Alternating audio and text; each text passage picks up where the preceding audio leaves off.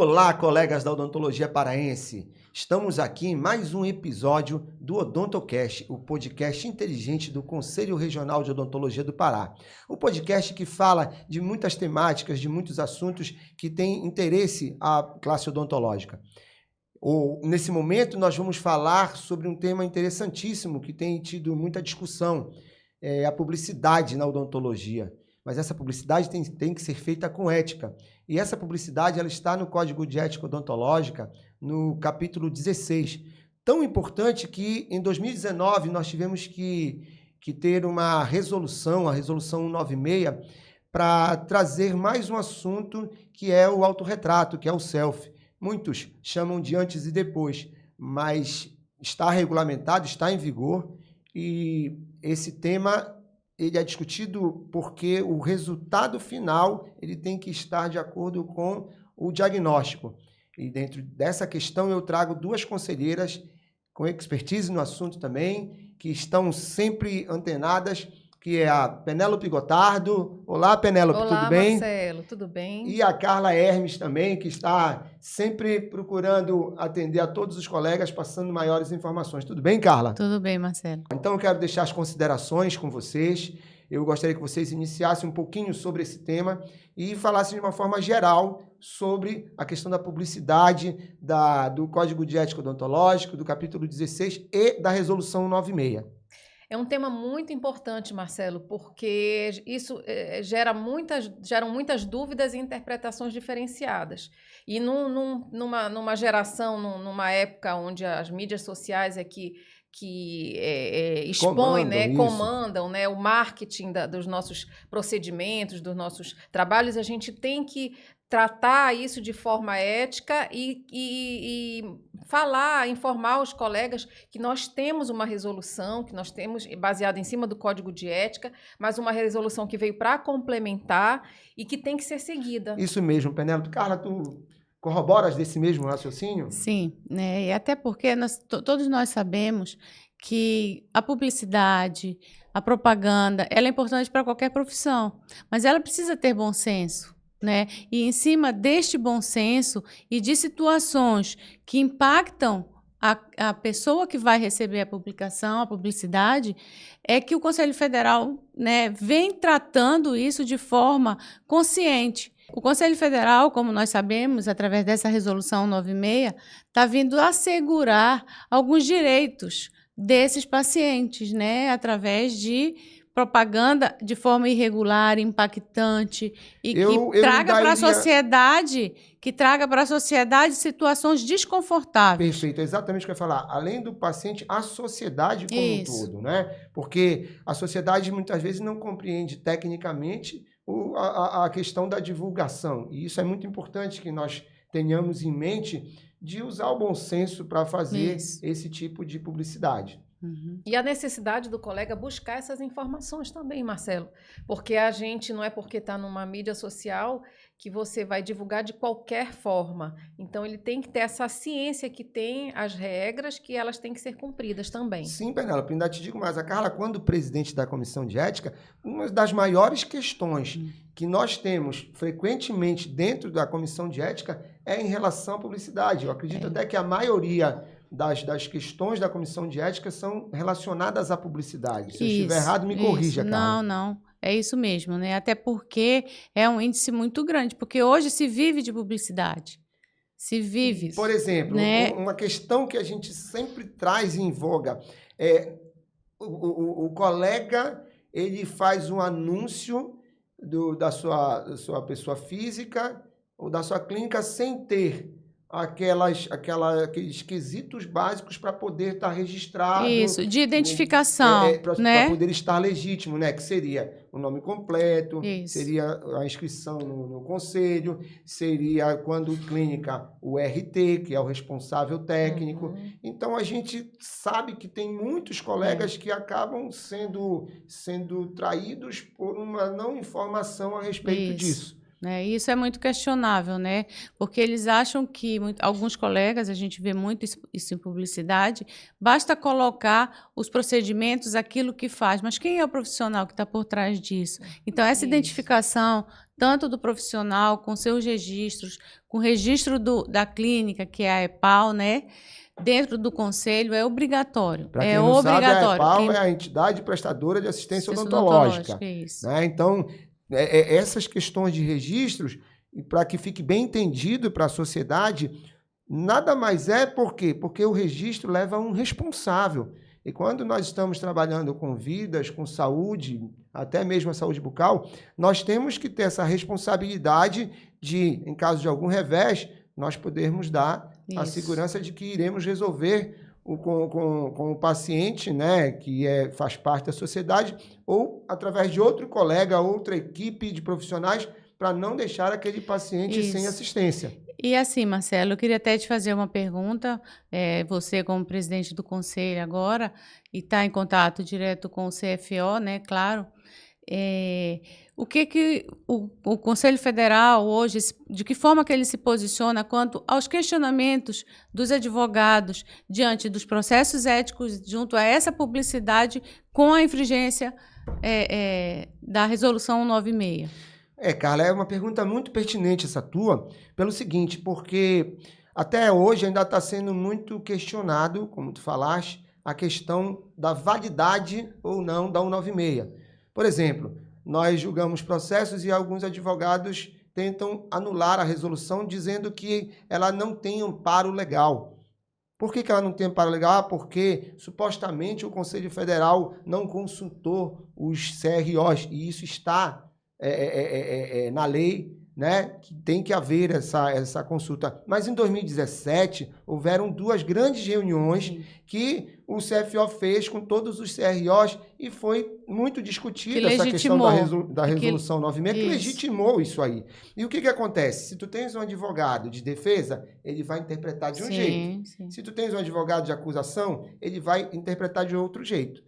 Porém, o CFO está muito bem embasado, amparado, respaldado, e dentro disso, a resolução está, sim, em vigência e ela é eficaz. Isso tem que ficar bem claro para a sociedade. Certo. E o principal motivo, né, Penélope, dessa resolução foi a questão como o Marcelo falou, a questão das selfies, né? O autorretrato, a questão, a palavra antes e depois, né? E aí você poderia me dizer, como que pode, então, você fazer um comparativo de um tratamento, da forma como você recebeu o paciente e da forma como você finalizou? Então, até a saída, a liberação dessa resolução, nós utilizávamos muito antes e depois. Né? Até hoje, né, por falta dessa informação... Deixa eu fazer uma provocação para a gente dar uma brincadeirinha aqui, para ficar mais fácil o entendimento. Não vamos falar da resolução, vamos falar da 196, para ela começar a ficar fixada. Sim, a 196 de 2019. Então, toca de novo aí, Penélope, por favor. Então, com a 196, pelo Conselho Federal de Odontologia, ela veio regulamentar essa questão do antes e depois, que era muito comumente usado. Então, assim, pode ser divulgado, mas não de uma forma indiscriminada. A gente tem que divulgar no sentido de diagnóstico inicial e conclusão de tratamento.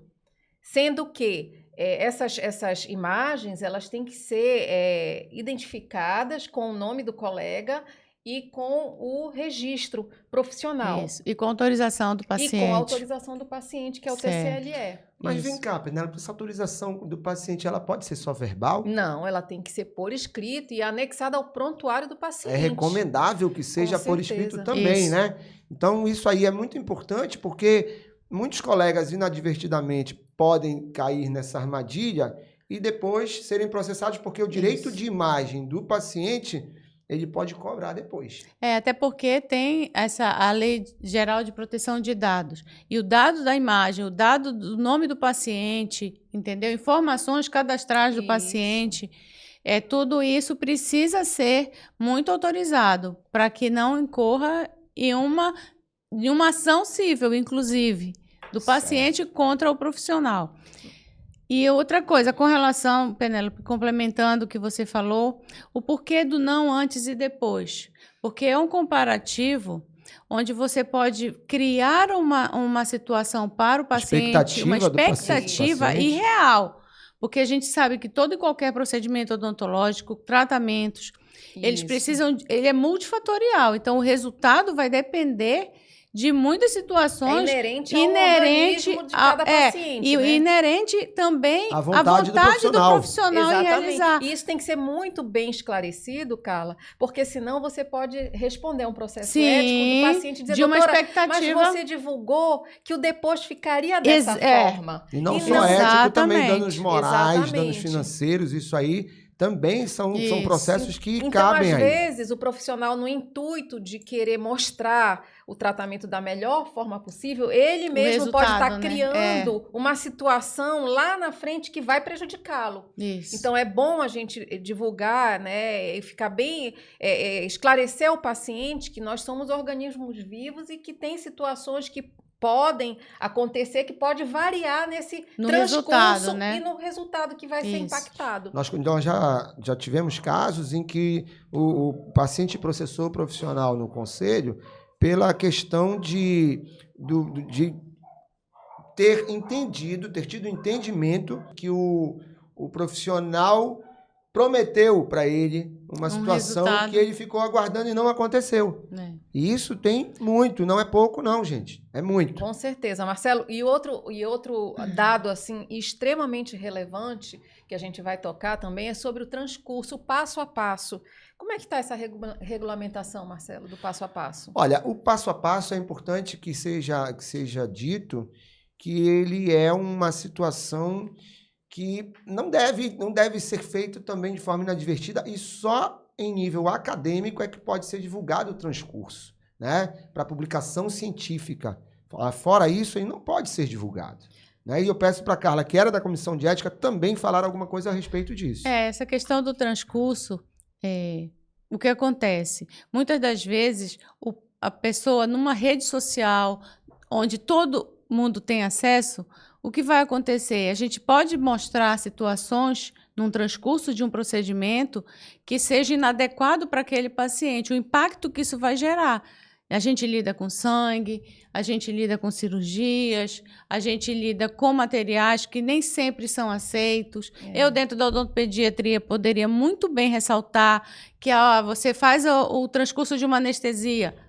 A criança que não tem entendimento para aquele ato, que os receios, os medos os subjetivos de não saber de que forma como aquilo é feito, vai ter um impacto diferente e vai ficar sempre, até com muito mais receio. Eu puxo para o meu lado, né, da odontopediatria. O profissional pensa que divulgando dessa forma, ele vai quer esclarecendo que ele domina uma certa técnica. E, na verdade, para a sociedade, isso pode até causar um receio, né?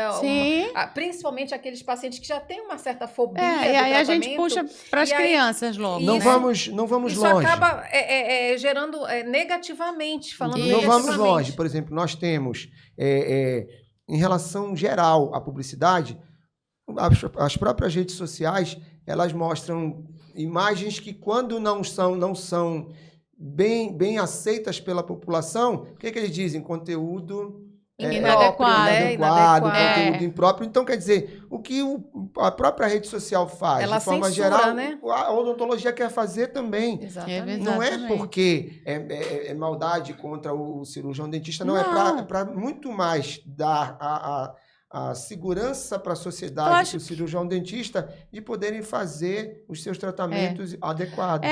Acho assim, até que ponto você recebe aquela imagem, você recebe aquela publicidade? Que impacto que isso vai causar? É muito difícil a gente ter essa linha da forma como causa na Penélope, em você, numa criança, no idoso. Então, eu acho que as variações de forma que as ações chegam para cada um, São as mais diversas possíveis. E assim, o conselho ele está muito ligado nessa questão, né, Carla? Então, a gente recebe muitas denúncias com relação a esse tipo de publicidade inadequada, Muito. né? E a gente, assim, a princípio a gente orienta os colegas para que isso seja removido, mas assim, isso é um fato realmente muito crescente na questão da ética. Né? Na ética, chega na ética. Na verdade, é uma situação muito mais da fiscalização, mas às vezes, pela repetição do ato, já foi avisado, o colega já foi chamado, já foi feito um esclarecimento para que ele retire e ele vai, de alguma outra forma, lá na frente, publica de novo. Então, chega um ponto que tem que sair da fiscalização e vai para o processo ético. E muitos colegas dizem assim, mas isso é uma questão no Brasil inteiro e a gente entende isso. Entende. Só que a nossa função é essa, né? Fiscalizar e tentar cumprir, fazer cumprir o que está regulamentado. E talvez, eu penso que, assim, pode até ser uma necessidade de atualização, entendeu? Dessa questão da publicidade junto do Conselho Federal, que eu acho que isso já está sendo realizado através da reformulação do Código de Ética, mas... É importante, eu preciso te cortar um pouquinho, é importante que a população saiba, e a classe odontológica também, que o Código de Ética Odontológica está sendo reformulado este ano. Provavelmente, para 2024, teremos um novo Código de Ética Odontológica em ativo, né, atuante, porque esse que nós temos ele já tem aí 10 anos e já tem realmente algumas coisas novas que precisam ser modificadas. Então, Carla, é importante tu falares, porque dentro dessa questão que a gente está conversando, eu vou fazer uma pergunta para as duas, bem básica, Penélope e Carla. A clínica odontológica pode fazer divulgação de diagnóstico e resultados? Não pode. Por favor, fale um pouquinho sobre isso. Porque é só para PF, só para pessoa física e não é para pessoa jurídica? Porque não é a pessoa jurídica que faz o procedimento, é a pessoa física. E como nós falamos anteriormente, né, inclusive essa foto, essa imagem de diagnóstico inicial e conclusão do tratamento, ela tem que ser identificada pelo cirurgião dentista que desenvolveu esse trabalho. Perfeito. Né, Carla? Isso. E isso é uma coisa que nem todo mundo sabe, porque o que tem de clínica mostrando também essas selfies, esses autorretratos aí, a gente tem visto e tem combatido e tem tentado orientar, né? Mas tem na insistência, quando insistem e não retiram ou continuam fazendo, nós temos que aplicar. Pois é, a clínica ela pode muito bem publicar os procedimentos oferecidos, pronto, apenas como citação, mas não o procedimento realizado e muito menos ainda selfies de antes e nem ao menos antes e depois, nem ao menos de diagnóstico inicial e resultado final. A não ser que seja identificado, né, Carla? O profissional que realizou o procedimento. Isso. Ela pode publicar, mas com a imagem do profissional, com os dados e registros do profissional para isso. Isso. E não só isso, mas também o procedimento, né? Porque tem umas situações aí que nós temos visto que o procedimento está sendo divulgado. E isso não pode, não é adequado, é infração ética divulgar procedimentos, a não ser em casos de publicação científica, não é isso? Em revistas, jornais, todos que são... que o acesso maior é dos profissionais da área. Isso, tecnicamente falando. É importante que no artigo 1º, no parágrafo 1º da Resolução 96 de 2019 do CFO, essa resolução tão importante que complementa o Código de Ética a respeito do autorretrato, ele diz respeito à questão de equipamentos, de materiais, de instrumentais, de tecido biológico, de como isso não deve ser divulgado, né? Em relação a equipamentos, por 2 motivos. O primeiro motivo é relacionado a não ter uma concorrência desleal, né, usando subterfúgios para esse fim, e também o motivo do CONAR, que a publicidade ela tem ali as suas regras próprias. Então, o Conselho Nacional de Autorregulamentação Publicitária diz isso. E eu queria que a Penélope respondesse também a respeito dos instrumentais. Por que são vedadas as imagens de instrumentais, Penélope? Por questão de segurança, Marcelo, para a gente não expor terapias que são praticadas pelo cirurgião dentista que possam ser replicadas ou gerar uma imagem também. Gerar um mal-estar na sociedade, né? A Então, pessoa olha um fórceps, ela já remete aquilo Exatamente. ali para uma situação desconfortável. Olha ali um bisturi, poxa, você...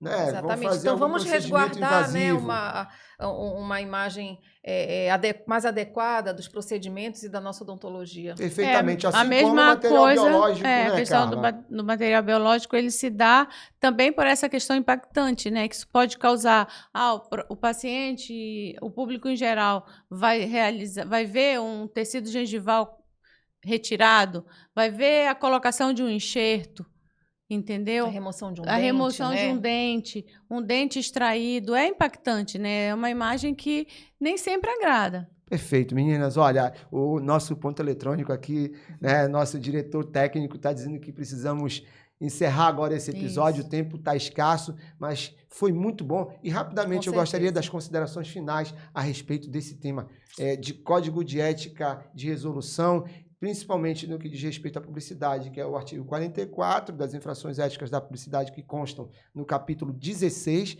do Código de Ética Odontológica, e da Resolução 96 de 2019. Então, por favor, as considerações finais da Carla, depois da Penélope.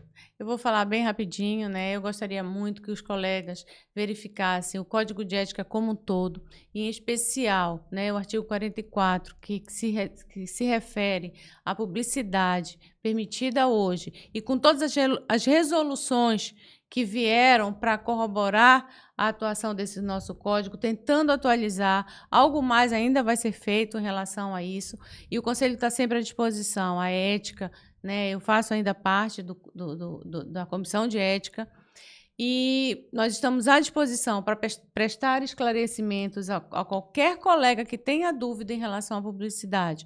Nós não somos os sabedores de tudo, mas a gente tem algum tipo de experiência e uma leitura diante das interpretações que são colocadas para nós pela própria fiscalização e, infelizmente, também dentro dos processos éticos, que eles também se remetem à publicidade. Perfeito, Carla. Muito obrigado. Penélope. Então, o Conselho Federal, ele é nosso parceiro para nos resguardar. Então, não é que não seja permitida a divulgação do nosso trabalho, como às vezes os colegas, né, questionam, né? A gente faz um trabalho legal e quer esse espaço para divulgação. Pelo contrário, a gente só quer que faça cumprir essa normatização de maneira segura, de maneira responsável e ética. Eu acho que se a gente seguir essas premissas, a gente pode divulgar, sim, o nosso trabalho, mas dentro de todos os fatores que vão corroborar para uma boa odontologia, Marcelo. Concordo contigo. Obrigado, Penélope. E aqui nós vamos encerrando mais um episódio. Não percam esse episódio do OdontoCast, porque hoje a temática foi falando exatamente sobre um tema muito sensível e muito importante, que é a publicidade com ética em odontologia. Aqui ficam as nossas saudações a todos os colegas.